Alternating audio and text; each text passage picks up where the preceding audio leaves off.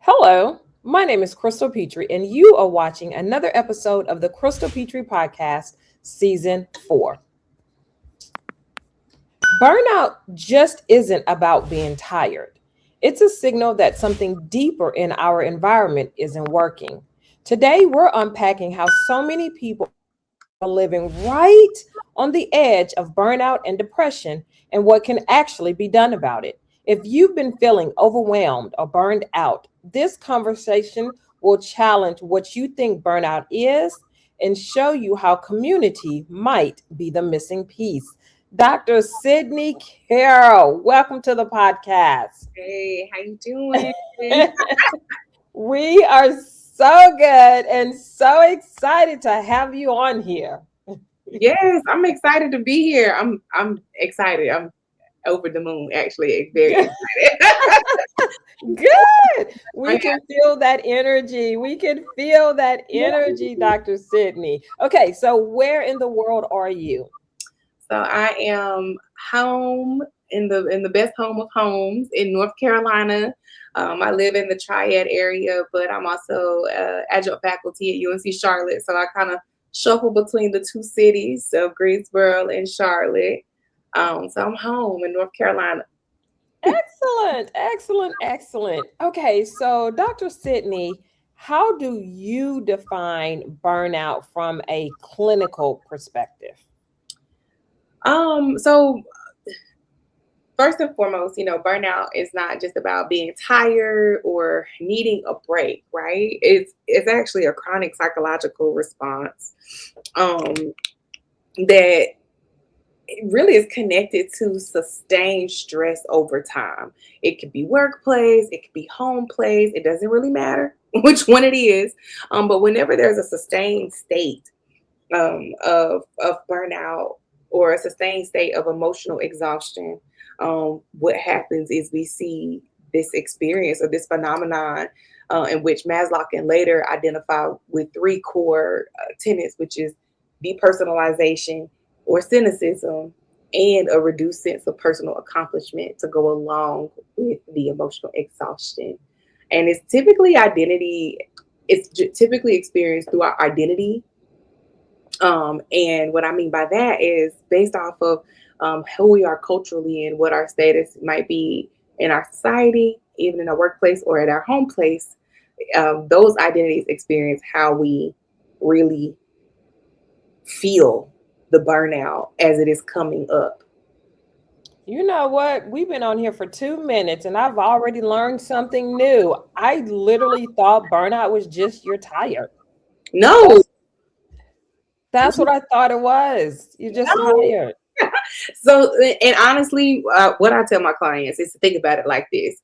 The major tenet of burnout. So like I said, there's three tenets: depersonalization, personal accomplishment, and emotional exhaustion.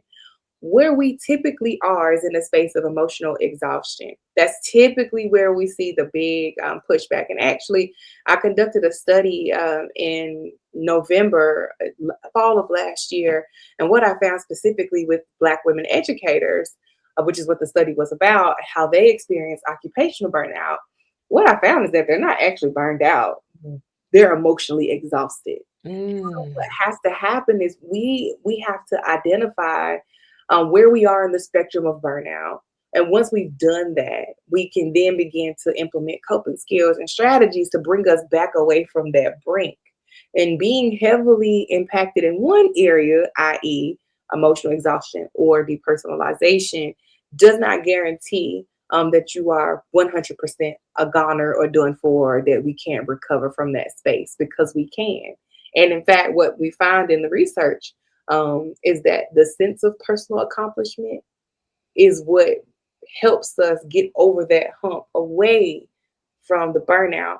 But the question also becomes, if I'm a perfectionist and my identity is wrapped up in high achievement and over moving and overdoing, then does my personal accomplishment also become a weapon too, right? So it all ties in together. So, if I'm hearing you correctly, and this is going to lead into my next question, Dr. Sydney, emotional accomplishment can sometimes mask the burnout because we're so focused on the accomplishments and the high achieving. Is Mm. that correct? Yeah. So with the personal accomplishment, yes, ma'am. That's very true. That let's look at it like this from a bank account. Let's Okay. say that you and I have a shared bank account, and you put $5 in on the 5th of every month, and I put in $5 too. And so let's say that we've got $20 in our account, and I say, "Oh my God, Crystal, something came up, and I need $15." And you're like, "Sydney, that we have enough for that, but that's bringing us pretty low."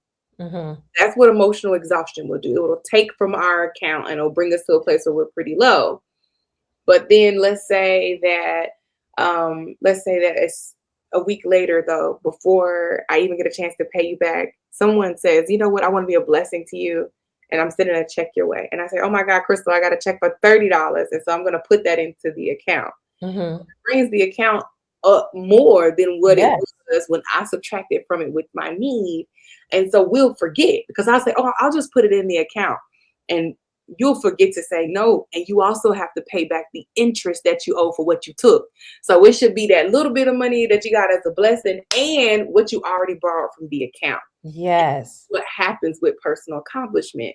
It'll add something to us, but if we don't do additional coping skills, or if we don't reinforce the dopamine hit of the personal accomplishment, what happens is we create a deficit, right? And so we keep moving though, because we're like, "You know what, I recovered from that and I'm good, I'm moving forward." Which Mm-hmm. you are moving forward, but you're not making up for the gains that were lost. And there's Yes. the grief piece, right, that people don't talk about, that comes with the emotional exhaustion of doing multiple things, whether that's parenting, leadership in a corporate space, leadership in a spiritual corporate space, right? Like we don't talk about how those things over time, which is when it becomes burnout, it has to be sustained. It can't just be, "Oh, these last Right. months have been crazy for me." Like this is a sustained experience. So For yes. in processing that, sometimes we can become addicted to that personal accomplishment factor, because we feel like it's a quick payoff, it's a quick hit. And so Mm-hmm. once we get it, we're good to go. But what happens when something bigger comes, right? And there's nothing I can do to achieve, or there's nothing I can do to perfect. Then we start to have other things that happen as a result, like the depersonalization. Okay, so what are some things like some early warning signs of maybe you are on the cusp of burnout or you are burnt out that people ignore? Oh, absolutely. To be honest with you, the things that are the same symptoms of burnout, early burnout, are the same symptoms as high functioning depression, which is something that we don't talk about a lot in the African American community, or Mm-hmm. really any community of that is minoritized. But brain fog, number one. That's a number one. When you're like, "Oh my God, like I don't know what's going on. I just know I'm showing up. I just know that I'm feeling this way," or I don't know. Like sign number one, I'm Mm-hmm. tired. Um, Inability to sleep. So you're staying up all night. You don't have good boundaries, right? So you're saying yes to everything, or you're saying no to everything. These are good signs to know. Like, okay, something's off with me. I don't have a Mm-hmm. balance. And in all things, we should seek to be balanced, right? Um, Another thing that's really, really big, migraines and headaches. These are huge because a lot of folks don't pay attention to them. They'll say, "Oh, I just didn't get enough water," or, "Oh, I didn't get enough rest last night." But really and truthfully, migraines are the restricting of the blood vessels. And with the emotional exhaustion, the way that it can impact different people, it can restrict or give us angina, where our blood vessels are so tight that the pain comes literally from the blood moving through those very tight vessels. And so those lead to migraines. And that's a clear sign. We are not designed, created for migraines. That's a clear sign that we need to make some adjustments. It also looks like doing more. Mm-hmm. Like, oh, I'm gonna pile on more things. And again, that goes back to that dopamine hit of the accomplishment, right? Like, I'm just gonna do more. I'm gonna take it all on, and we become high performing, and people think, oh my God, they're just so amazing, Yeah. Really, what they're trying to do is cover up the noise from the emotional exhaustion. Mm-hmm. And then I think one of the other big ones, of course, is isolation. That's a part of the depersonalization aspect. And then inability to get out of bed, right? Like, oh, I really can't get up. Like, I'm struggling to do basic things, brush my teeth. I'm struggling to prepare for the next work day because there's so much anxiety around what's coming up in the next work day. These are the major signs that let us know, like, oh, okay. And of course, regular irritability, Mm-hmm. heightened irritability.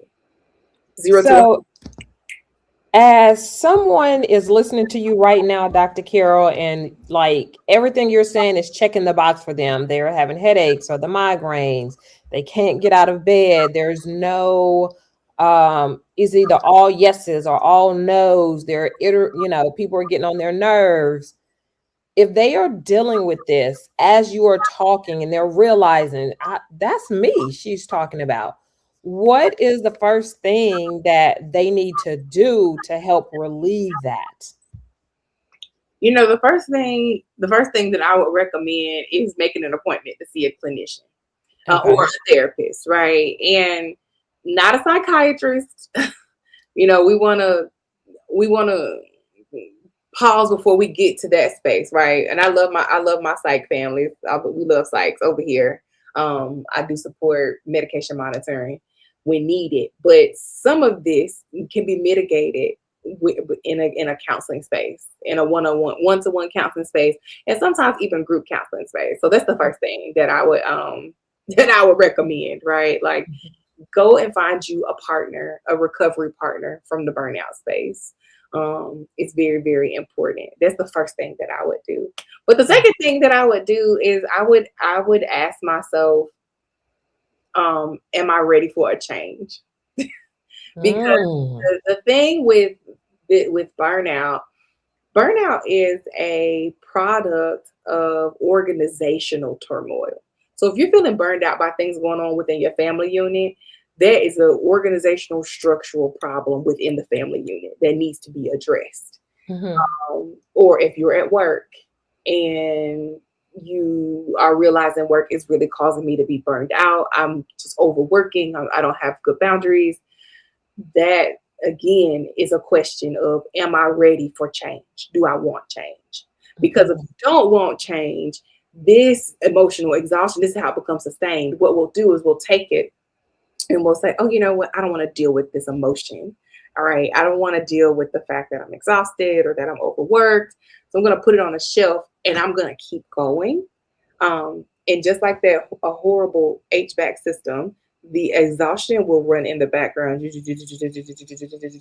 we'll ignore it, right? Because we become Right. the noise. And really, you become used to it. Yeah, right. But we're drained, right? Because electricity is still being used, energy is still being used just to keep it away, right? Mm-hmm. Just to keep ourselves out of that. So that's the second thing that I would do. And I'd like to also share too that there are 6 stages of change. Okay. And we don't actually hit action until stage 4. Oh, wow. Everything before that is thinking about change, right? Like, Mm-hmm. you've got pre-contemplation, and you've got contemplation, you got preparation, and stage 4 is action. Stage 5 is maintenance. Okay. So if I never relapse, I don't even see a 6th stage, What right? is the 6th stage?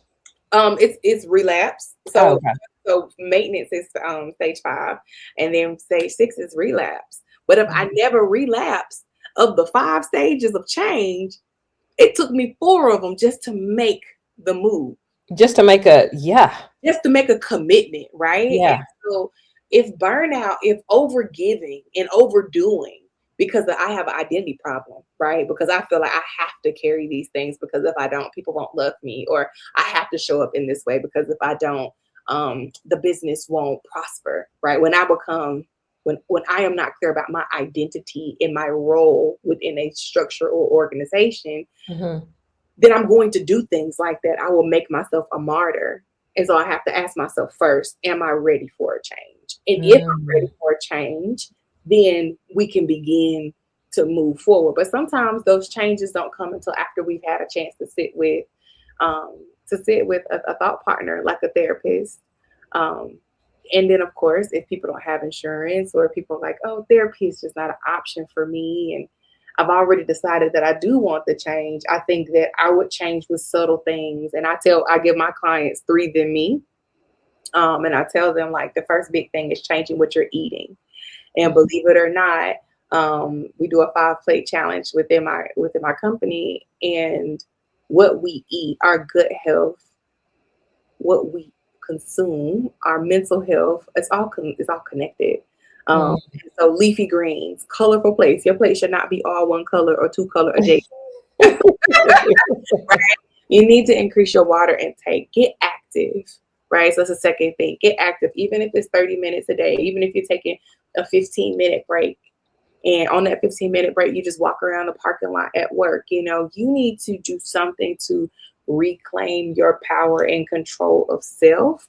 And what happens is, as our bodies are moving and as we're giving it healthy food, it is creating its own balance of the serotonin. It's creating its own balances, right, of the other chemicals that we need in our brain to be well and Mhm. function well. And so ultimately, what happens is it makes room for the clutter to be unpacked. And you can actually create space to do some of the identity work that says, if I'm not a perfectionist, then who am I? Then now I can walk away from overdoing at this job.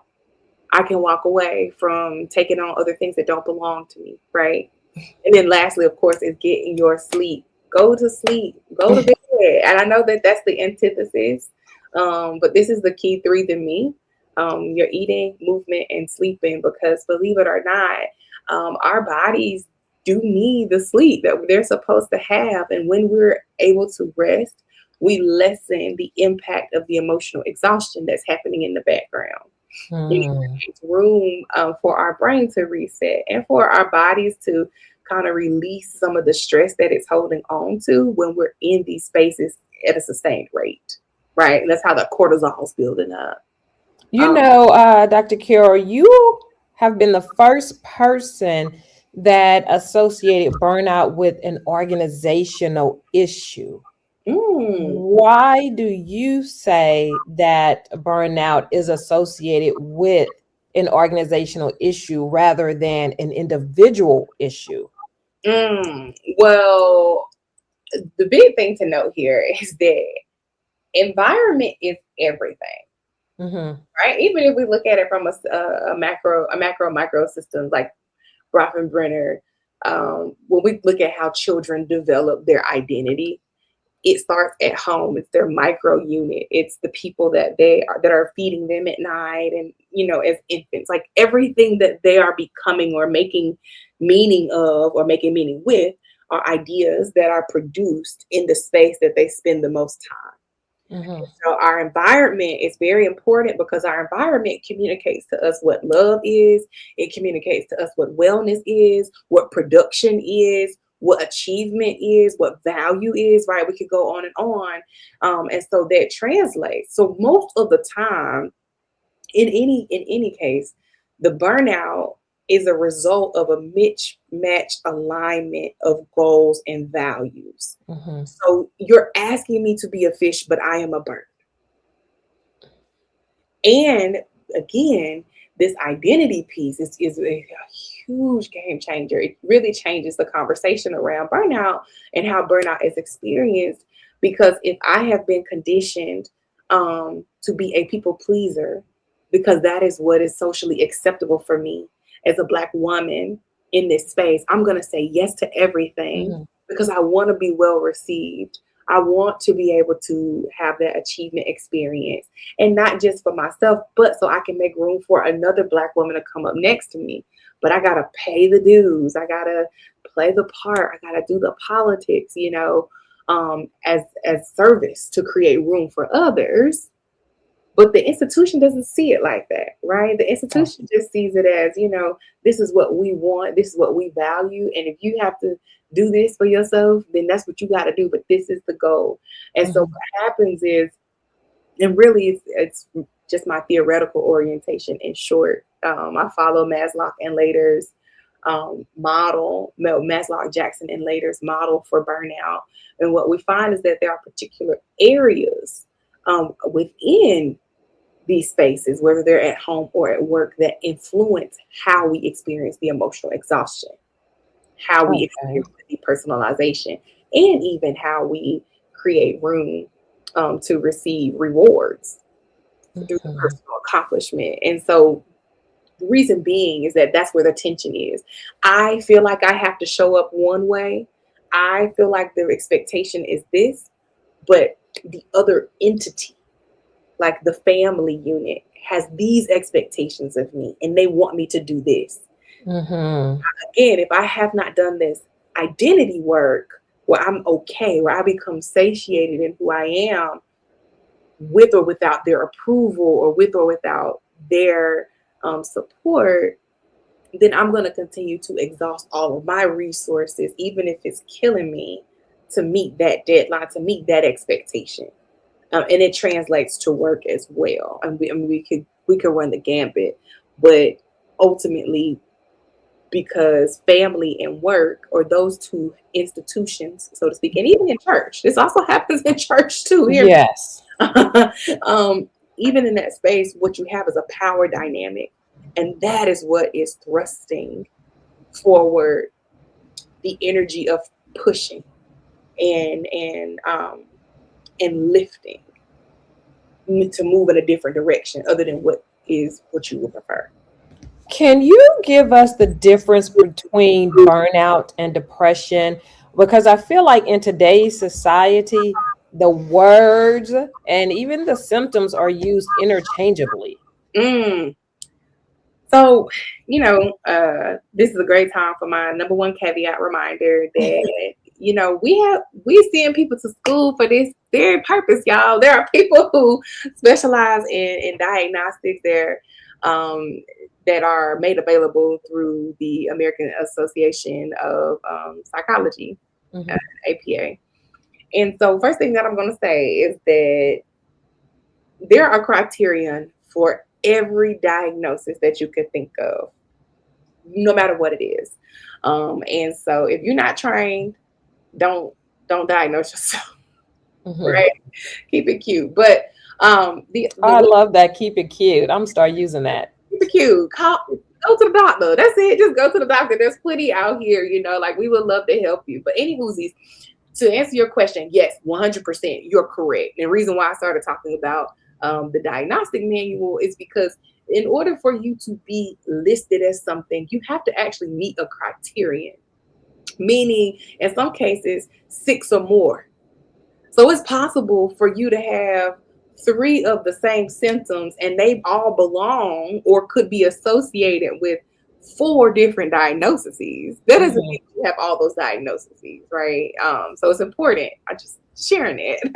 But um, what so the difference between the two is that, first and foremost, with depression is something that is sustained over time. Now, you can have depressive symptoms. This is true, Mhm. right? Someone can be anxious with depressive symptoms. This is true. It does not mean that they are depressed. Just like someone can be depressed with anxiety. The depression itself creates room for anxiety. That's also very true. That's a very Okay. true statement. But they are not the same, right? I don't have my DSM in front of me, so I don't want to. Well, I can actually pull up the DSM, um, and because I want to speak well um, on this piece. But um, when we start talking about burnout is actually not a it is not one of the diagnoses that we have in the DSM, because it's not it is a result of a lifestyle choice. Mhm. Now is evidence of poor life management or management difficulty with life decisions and life choices. So when we start to look at how this is categorized, with depression actually has, let me see how many tenets depression has. um yeah, there's eight. There's eight in Okay. total that you'd have to meet. And so what is true? What is true about the two? And like I told you, with burnout, you have to qualify. You may just also be tired. That's Hmm. very true. That's very possible. That is not burned out. That is just tired, right? And there's nothing wrong with being tired. And if you are tired, you need to stop and pause and recover yourself and be intentional about having a space of recovery. But as it pertains to depression takes time for you to uncover and do sustained work. So you typically have to use skills like CBT, which is cognitive behavioral therapy, DBT, dialectic behavioral therapy, to implement certain strategies and techniques to help you get where you need to get. In some instances, folks need medication um, Hmm. for navigating the depression that they're experiencing because it's debilitating. Okay. Um, Okay. but these are two very different things. And although they may feel the same, what is also true is that you could ultimately be experiencing both, which is why it's important for you to go and talk to somebody and get an assessment done. Right, right. Why do you think that so many people are living just on the cusp of burnout? Mm, well, again, I think that answer is super tricky. Um, and this is one of the things that I'm looking at in my own research is, Hmm. we measure burnout. What are the real factors of um, of burnout, and how people, specifically people of color, experience these things? Because I would argue that the first layer or response to that question is um, not how is it that so many people are on the cusp, but it Hmm. would be more so, how do our measurement tools best capture the realities of burnout of diverse peoples, right? Like, what does that Okay. look like? Because it could very well be, now here's the truth, it could very well be um, that people take the assessment and they don't qualify for being burned out, but maybe the questions didn't represent how they're experiencing it. Oh, yes, I see what you're saying. It could be Right, it could be the outcome of a tool, not per se where the person actually is. But right. the major reason why people are right on the cusp is because, honestly, when they're giving reports, they're not being honest with us about where they are, and so Hmm. it'll come off as, oh, you're just emotionally exhausted. This is how we need to support this. These are some things you need to make. These are some adjustments, excuse me, that you need to make. And that's a different conversation. Yes. But the other part, finally, to answer as if this were true, if we're accepting it's true that people are honestly simply on the cusp, I would say it's because a lot of people stand at the intersection of a lot of identities Hmm. in our country. And because of that, it directly impacts the ways in which they are both resilient, right? And the ways in which they are being broken down. And so No. Mhm. so again, it begins to balance itself out, but it never catches up, or it hasn't caught up yet. But these people could be one event away from it catching up to them and being in a space of burnout. And so we have moderate, just like with everything else, you have moderate, severe, mild. So there are levels and degrees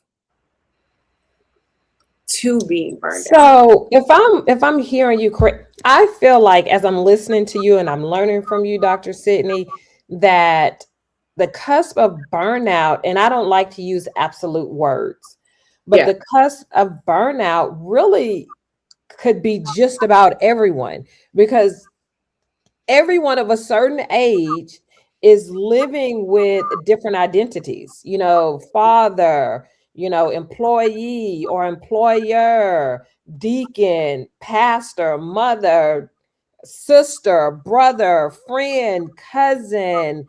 It's everybody is living with more than just one identity, or living in just more than one space. So technically, again, I'm not using absolutes, but the majority of people of a certain age are probably all living on the cusp of burnout. Well, I think I would push back and say not the cusp of burnout, but everyone has and will experience seasons of being exhausted. Mm-hmm. Because remember with the burnout, severe burnout is high emotional exhaustion, high depersonalization, low personal accomplishment. Moderate means that it could be a combination. It could be high EE, Mm-hmm. low PA, right? High, What's EE and PA? excuse Oh, me, high emotional exhaustion, or it could be low personal accomplishment. okay. But if it's moderate, then it could be um, low emotional exhaustion, but high depersonalization and low personal accomplishment. So it just depends, right? It depends on where people are um, in their lives and what they're actually experiencing, because they may not be on the cusp of burnout, but they may be on the cusp of depersonalization, meaning that they're detached. Mm-hmm. These are people that we call the silent quitters. They're the people that leave their marriages long before there's a divorce. But they just kind of silently, they kept doing what they're supposed to do, right? They kept showing up, but nah. They're the silent, they've silently quit. So Mm-hmm. they could be on the cusp of doing that, right? Or you could Yeah. be on the cusp of being emotionally exhausted. Or you could be on the cusp of having low personal accomplishment, meaning you don't feel any fulfillment. You Mm-hmm. feel like you're just stuck. So that is true. I don't know though that I would agree with the larger sentiment of that everybody could be on the cusp of burnout though. However, with the state of things as they're moving around us and people not having the skills to emotionally regulate, I Mm-hmm. think that these things could compound, and what we might find ourselves in, just like during the pandemic, a lot of people were at a space of compassion fatigue and burnout because of the societal pressures that we were experiencing as a humanity, right? As a Yeah. communal humanity space. So I think of it more. I think of your statement being true more so when there's like global impact or national impact in a way that heightens the deficits that people are already experiencing within Mm. space. Okay. Yes, yes, absolutely. Okay, so what are some of the biggest myths that people believe about burnout? Um, so I think that one of the biggest things that people think about burnout, honestly, especially in the context of leadership, is that I'm burned out and it's a personal failure. Mm. I think another one is that pushing through will fix it. Oh, yes. And I think another one is that, oh, I just need to rest. I just need to lay down. And that will be enough. And that's not true. um, Mm-hmm. I also think that another myth that people tell themselves about burnout is that that I am it's proof that I'm doing purpose work. Yeah. Yeah. Um, and that is also not true. And I think one of the other myths um, that comes to mind with burnout is possibly blaming ourselves for it. If Mm-hmm. I'm to blame for why I feel this way, and there's nothing else that, excuse me, I can do. This is just my plight. Like that self-loathing blaming. Mm-hmm. Yes. Do you think that hustle culture has a lot to do with, or has contributed rather, to burnout? Because I feel like, especially on social media and even just in everyday talking, people, you have your full-time job, but you got to have something on the side. Then you got to have something on the side, and you selling something, you selling something online, and you're a content creator. Is like, you're glorified and people pat you on the back for hustling, hustling, hustling all the time. You know, this goes back to my point about this being an identity thing. Mm-hmm. Because when I don't know who I am, I cannot sit with me and just lean into me. Um, and so I ascribe to norms and realities that are normalized by society and use it as an opportunity to help define who I am because I don't know who I am. Mm, Because I get validation from that. right. And so, of course, we live in a capitalistic society. It just is what it is. Capitalism is capitalism. I think it does inform how we experience burnout and the rates at which people experience burnout. But I think it's a lot deeper than hustle culture, because what is hustle culture even about? It's coming all from a space of lack and deficit. So I got to get more. I got to get Mhm. more. I got to do more. And that's identity all day. I am enough, Oh, yes. right? I am doing what I can with what I have. I will do what I have to do to get where I need to go. Mm-hmm. But if it's just a want, maybe I need to sit with myself and have a reevaluation of what this is about. And this is a tough talk, especially, but again, my practice specializes in working with women of color, and my research is primarily on women of color. And so when I think about what I notice in the patterns, what I notice with the trends is that 5 times out of 6, the overdoing is a response to what has been passed down to me culturally. It's a part of my identity. I actually have to do Mm-hmm. so that the people behind me can keep moving forward. And it becomes an ethos of survival, which is a whole other conversation. Because remember, as I shared before, we learn in our micro and macro environments. We are those micro experiences. If grandma was an overdoer and grandma raised me and she told me that I was going to be the next matriarch, I'm taking it personal. I'm Yeah. all the things. I'm pulling out all the stops. And I'm grinding hard. I'm hustling, doing the things I need to do for my family. Even though the family don't even want that, right? The family wants something totally different. So you fighting them and whatever it is you got going on in your personal life, it's identity. Yes. Yes. Do you think self-care alone really fixes burnout? Because we hear it's like it's a trending word, it's a tag word, it's self-care and candles and bubble baths and whatever men do for self-care. Right. Like it's Whatever. everywhere. Like, does that really alone fix burnout?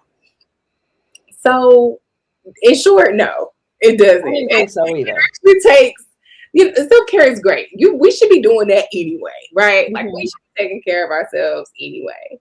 But the reality of it is that once once there's been an inciting incident of distress in our bodies with this burnout piece, it takes Mhm. 3 to 5 years. The data says it takes about 3 to 5 years to recover. No. Yeah, What? from highly stressful. That's what the research says. It takes 3 to 5 years for you to recover from highly stressful situations. So let's say that it was a job situation and they were bullying you in the workplace hazing. We know what happens. It's going to take you. And when I say to recover, like cognitively, our brain automatically is created. Like God is so dope because like the biology be biology. The brain Mhm. is like, I'm going to help you survive by all means necessary, any means necessary. And so if this is the kind of mental state that this environment puts you in, I'm going to rewire myself so that in this environment, you are able to reveal, right? That's Darwinism in real time, right? And so, in bringing it back to this statement of it takes 3 to 5 years, because our brain has to unlearn that now I'm in a safe space. Oh, yes. The same experience, I'm no longer in the same environment. It goes back to environment, right? So then now that changes how I approach it. So the self-care is going to help bring you down enough from the emotional crisis and the emotional dysregulation and disruption, but it's not going to solve the actual problem of I got to go back Yes. tomorrow, or I still got to raise these kids, or Right. this man is still raggedy. Like it's not going to change the fact that, well, only 20% of people in the church are a part of leadership and do all the things. That does not change this, right? What changes this is, again, getting in, doing the work, talking with someone to help you switch your identity, to help you switch how you see yourself. If I tell them no, have I failed them? That's personal work. That's Sydney work that I got to do. If I don't overachieve when I do this one thing, that's Sydney work. Sydney has to do that work to free herself so then she can create opportunities that allow her to grow in error, right? That allow her to make mistakes. So then some of that pressure is being removed. And then we have to deal with the anxiety of it all that comes with, and really what feeds the burnout monster, right? Oh my God, if I don't do this, they're gonna this. I'm making up stories. I'm predicting the future. I'm saying I have all or nothing thinking. These are all negative thinking, automatic negative thinking patterns, by the way.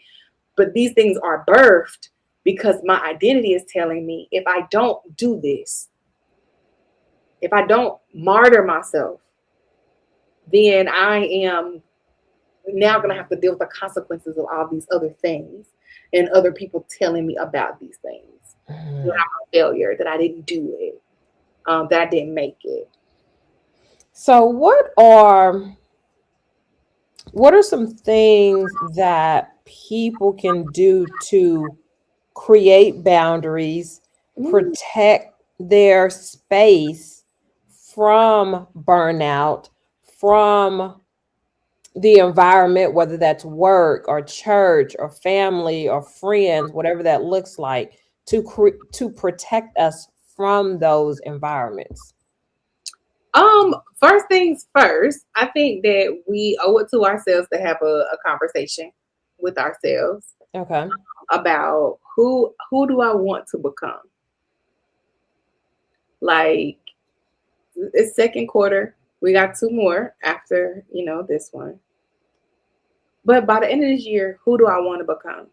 Like, what does that look like? What does that mean to me moving forward?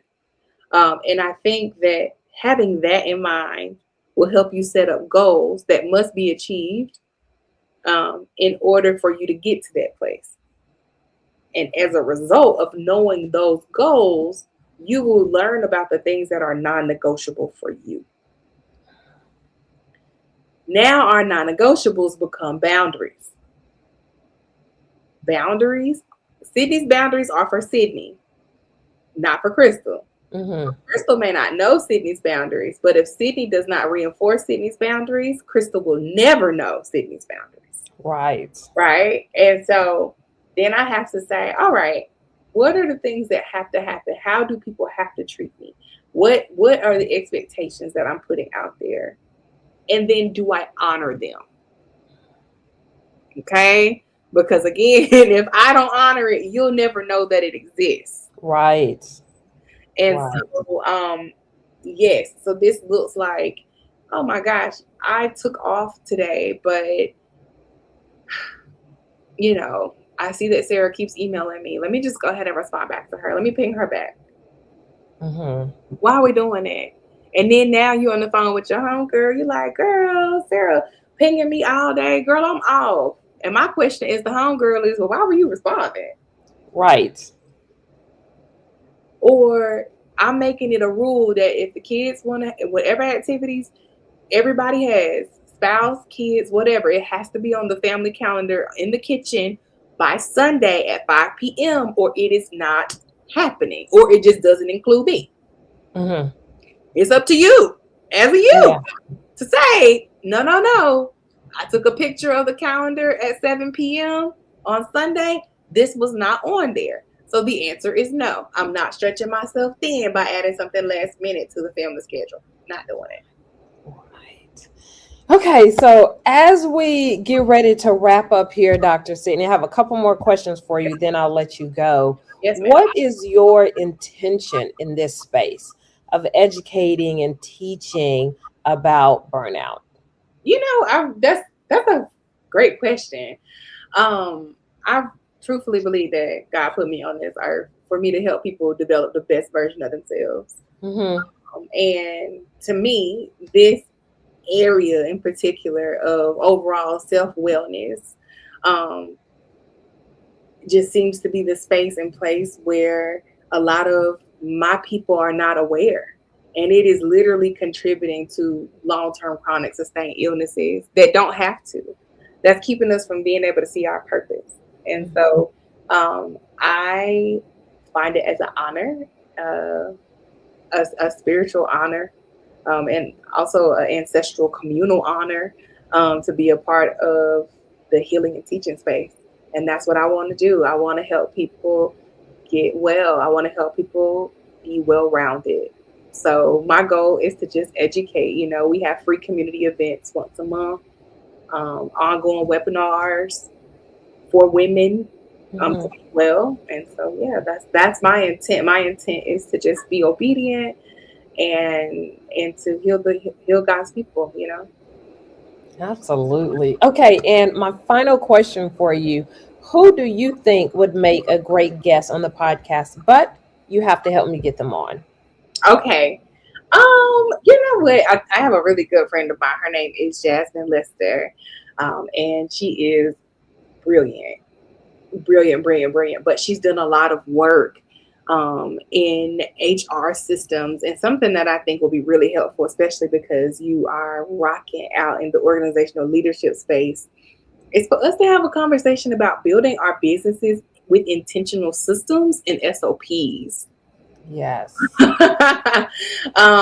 Because that also contributes to a lot of stress. A lot of the people that I consult with from a business side, um, they just really leaned into this amazing idea, and by the grace of God, it took off. But they Mm-hmm. didn't have the proper things in place, and so I think it would benefit to kind of have a conversation around systems and development, and doing it while being well, and doing it while being intentional. Um, Yes. with the thought that in the future I'm gonna bring more help on. I am not the resource. Excuse me, I'm not the source. I am a resource, and I want my business to thrive and be scaled. Excellent. Oh, you got us excited about her. We can't wait to talk to her. Yes, yes, she's brilliant. Dr. Sydney Carroll, I cannot thank you enough. Like, I have been learning since the 2 minute mark of this podcast, and we at the 48-minute mark right now. Yes, Thank you so much for being on here and educating. yes, ma'am. Thank you so much, and it was a super dope honor. Thank you. You are welcome. You are welcome. To my community, thank you so much for tuning in. You can get Dr. Sydney's podcast and all of my other podcasts on YouTube Podcasts as well as Apple Podcasts. And remember, you always have time to listen and learn on the go.